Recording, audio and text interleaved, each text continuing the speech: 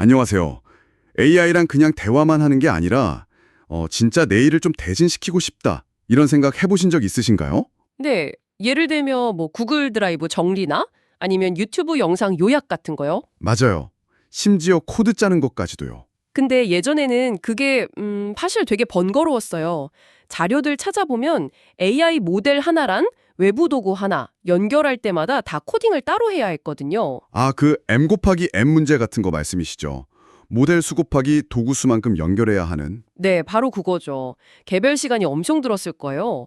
마치 옛날에 기기마다 충전기 다 달랐던 것처럼요. 비효율적이었죠. 바로 그 문제를 풀기 위해서 나온 게 오늘 얘기할 모델 컨텍스트 프로토콜, MCP입니다. 아, MCP요? 네, 이걸 뭐 AI 세계의 USB-C다 이렇게 생각하면 좀 쉬울 것 같아요. AI랑 외부 도구가 어떻게 이야기할지 그 방식을 딱 정해놓은 오픈 스탠다드인데요. 표준 약속 같은 거군요. 네, 오늘은 그래서 이 MCP가 도대체 뭐고 왜 이렇게 주목받는지 그리고 이게 여러분의 일상에 어떤 변화를 줄 수 있을지 좀 깊게 파헤쳐 보겠습니다. 좋습니다.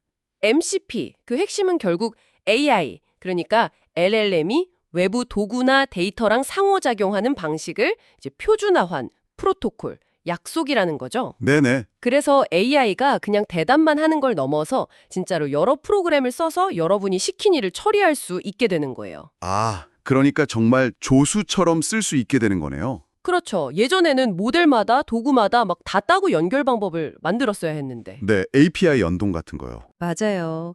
근데 MACP는 프로그램의 기능 뭐랄까 그 손잡이 부분을 딱 표준화시켜서 어떤 AI든 그냥 그 손잡이 잡고 쓰면 되게끔 만든 거죠. 아하, 이해했어요.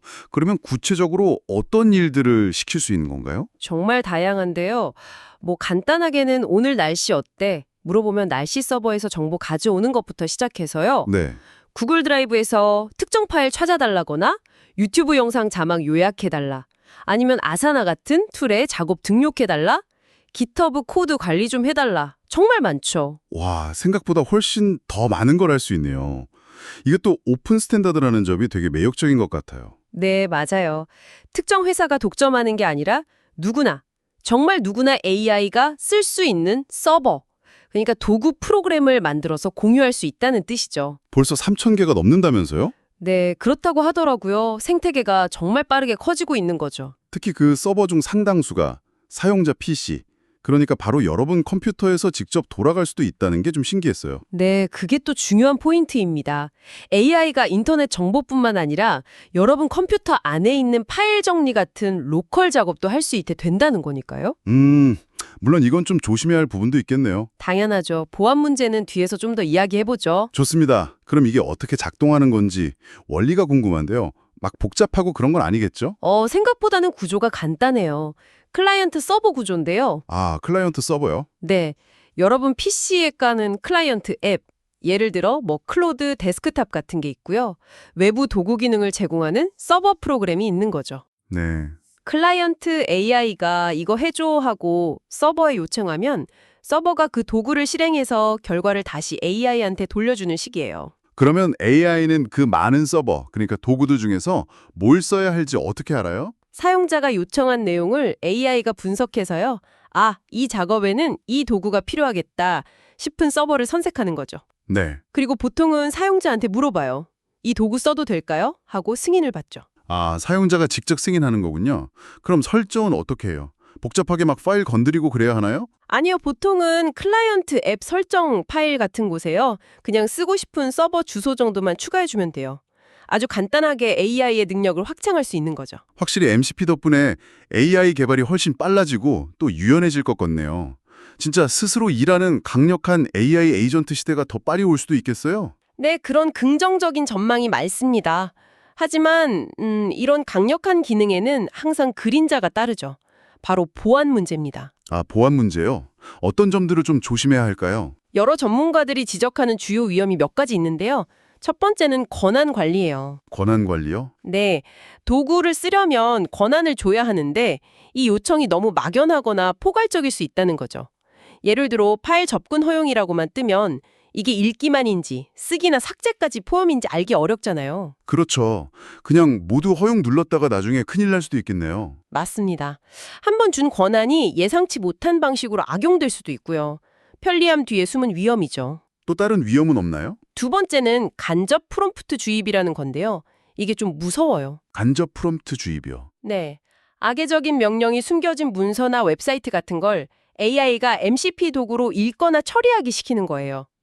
그러면 AI는 자기도 모르는 사이에 그 숨겨진 명령, 예를 들어 내 개인정보를 해커에게 보내라 같은 거 실행할 수도 있다는 거죠. 헐. AI한테 메모 요약시켰는데 그 안에 그런 지시가 숨어 있을 수도 있다고요? 네, 그런 시나리오가 가능하다는 겁니다.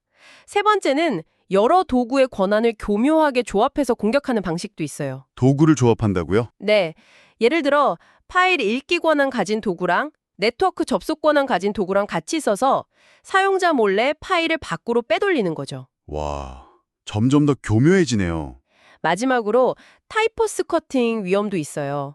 이건 뭐 웹사이트 주소 오타 쳤을 때 가짜 사이트 가는 거랑 비슷한데요. 아, 네네네. 악성 서버가 정상적인 도구, 뭐 예를 들어 마이 구글 드라이브랑 아주 비슷하게 마이 구글 드라이브 이런 식으로 이름을 지어서 사용자가 실수로 연결하게 만드는 거죠. 아, 정말 여러 가지로 조심해야 할 게 많네요. 정리해보면 MCP가 분명 AI한테 세상을 향한 문을 열어주는 엄청난 혁신인 건 맞는데 네, 그런데 그 문으로 뭐가 들어올지는 우리가 잘 지켜봐야 한다는 거죠. 맞습니다. 이제 여러분은 MCP로 AI에게 더 많은 능력을 줄 수 있지만 어떤 도구를 연결할지 또 어떤 권한을 줄지는 정말 신중하게 판단하셔야 할 것 같아요.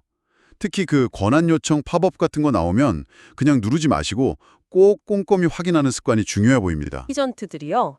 이들이 복잡한 작업을 막힘없이 수행하면서도 과연 어떻게 하면 안전하게 그리고 정말 우리의 의도대로만 움직이도록 만들 수 있을까요? 기술 발전 속도만큼이나 이 질문에 대한 고민도 깊어져야 할 시점인 것 같습니다.